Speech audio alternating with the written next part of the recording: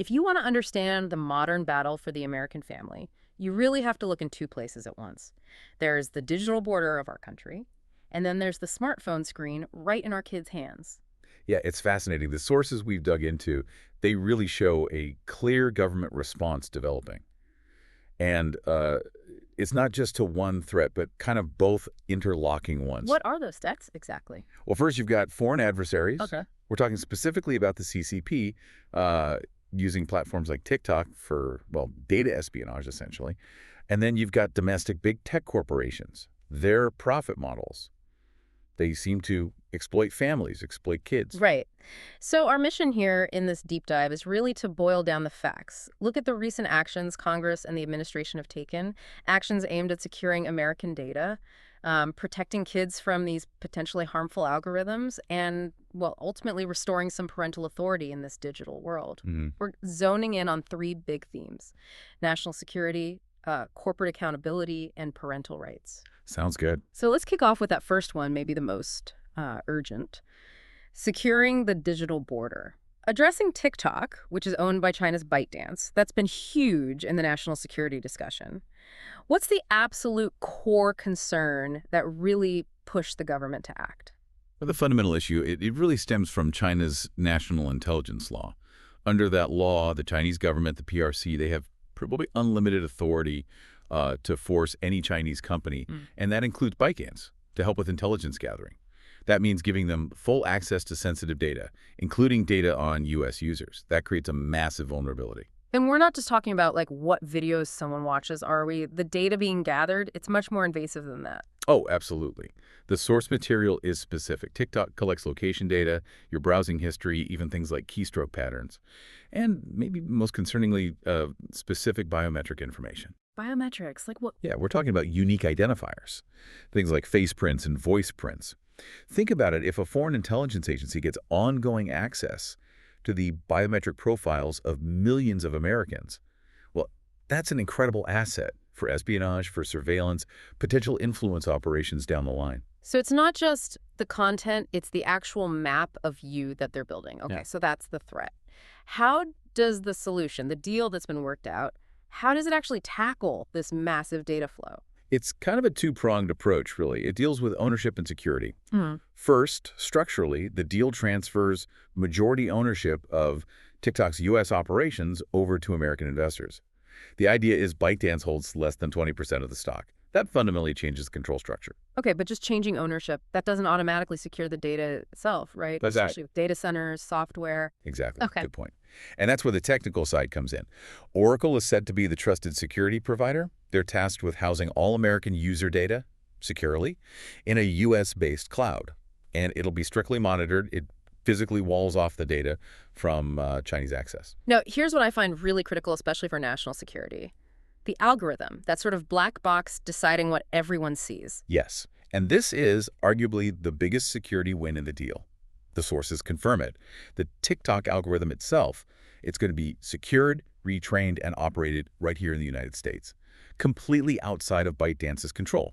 Why is that so important? Because it stops the PRC from potentially using that algorithm to manipulate content, pushing propaganda, censoring certain topics, maybe even trying to influence elections or public opinion during sensitive times. It takes that tool out of their hands. So this goes way beyond just user privacy. It's about controlling advanced tech so it can't be, well, weaponized. Precisely.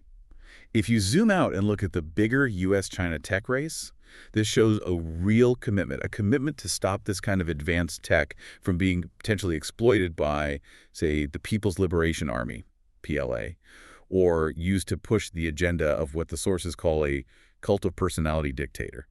The U.S. strategy here is clearly about maintaining U.S. economic superiority, too, through tech leadership and security. And there's an economic upside mentioned, too. Yeah, that's right. The sources actually highlight that this deal is projected to generate something like $178 billion in U.S. economic activity. So it shows that strong security doesn't have to hurt the economy. It can actually fuel growth. Okay, so that transition from stopping foreign algorithms manipulating us to tackling how domestic algorithms might be harming us feels pretty seamless. Because really, both are about control over tech that affects millions. Let's shift gears then to that domestic accountability movement, aimed right at big tech. If the CCP is exploiting American data, what are American corporations seen as exploiting? Well, according to these sources, they're exploiting the developing brains of American kids for profit. For continuous attention, the materials are pretty blunt. They say these platforms are literally engineered to be addictive. They prey on known vulnerabilities in developing minds. And this commercial drive, it's happened right alongside a really devastating youth mental health crisis. What are the numbers saying? The human cost. The data, it points to major spikes in things like depression and suicide rates among teenagers, especially since these addictive algorithms became so widespread. The source materials, they frame it almost like an engineered crisis, where children are basically the casualties of a business model that just prioritizes engagement time over, well, anything else.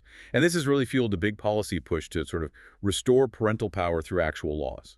Okay, let's unpack some of those laws, starting with the Kids Online Safety Act, or KOSA. That seems like a big one. A cornerstone, maybe. It really is. KOSA passed the Senate with huge bipartisan support, 91-3. That tells you how serious Congress is taking this. What the law does is establish a duty of care for these platforms. Duty of care. What does that mean in practice? It means they're legally required to take reasonable steps to mitigate specific, recognized threats to minors. Things like actively promoting suicide or eating disorders or selling illicit drugs through their platforms. Okay, but duty of care, that sounds like it could get messy with free speech issues. How does it avoid censoring user content?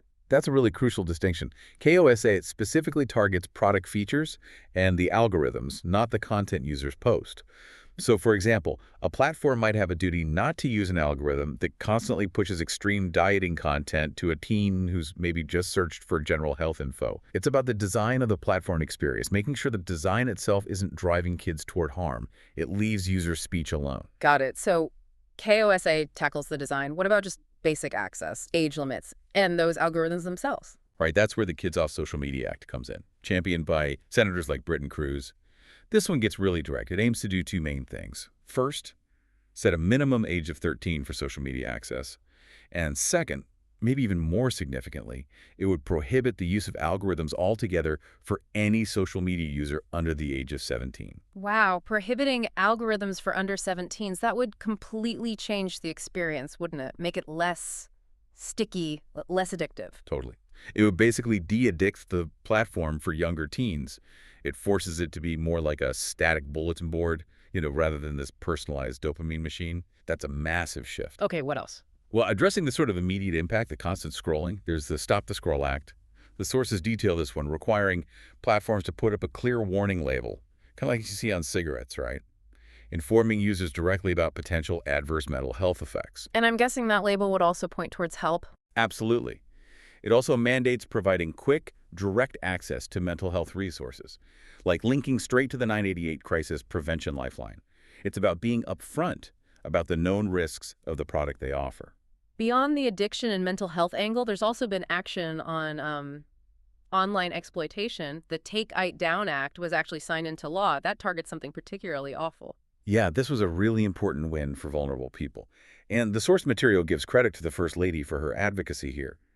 The law makes it a federal crime to share non-consensual intimate images. And importantly, that includes the AI-generated deepfakes that are becoming such a problem. And it has teeth, Yeah. an enforcement mechanism. Yes, critically, it requires platforms to remove that violating content within 48 hours of a victim reporting it. That gives families a real immediate tool when they're facing these terrible situations. Okay, that takes us nicely into our final section, government enforcement, and this core idea of restoring parental authority, anchored, as the sources say, in making sure innovation actually promotes the flourishing and success of ordinary families. How are the regulators, like the FTC, changing their tune? Well, the regulatory bodies are definitely shifting their philosophy, making it more explicit. Our sources quote the FTC Chairman saying pretty directly that the health and flourishing of our children are not bargaining chips. That's a strong signal, right?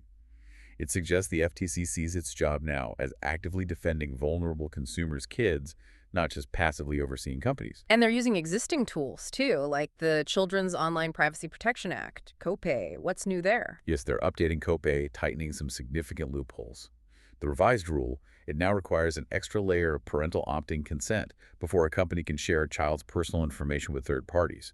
It used to be more passive. Now, Parents have to actively say yes. And does it address those biometrics we talked about earlier? It does. It formally includes biometric identifiers, those face prints, voice prints, as protected personal information under COPIA.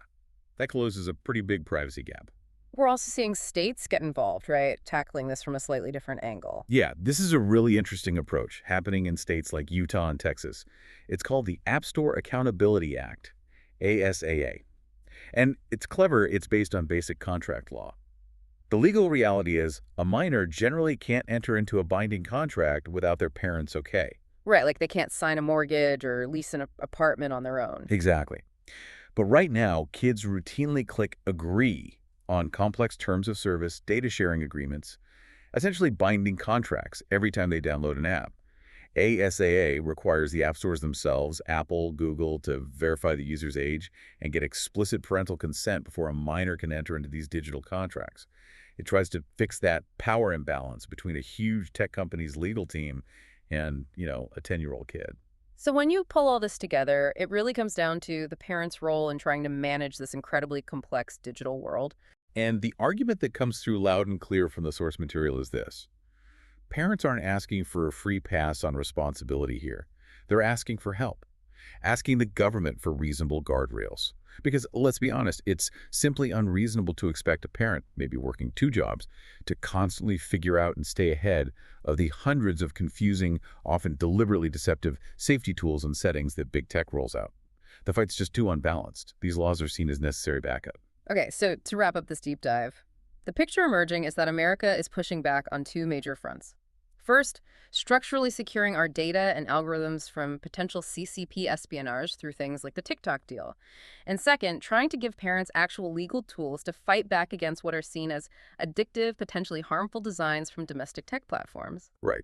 And maybe this leaves you, the listener, with a pretty critical question to think about. Consider this.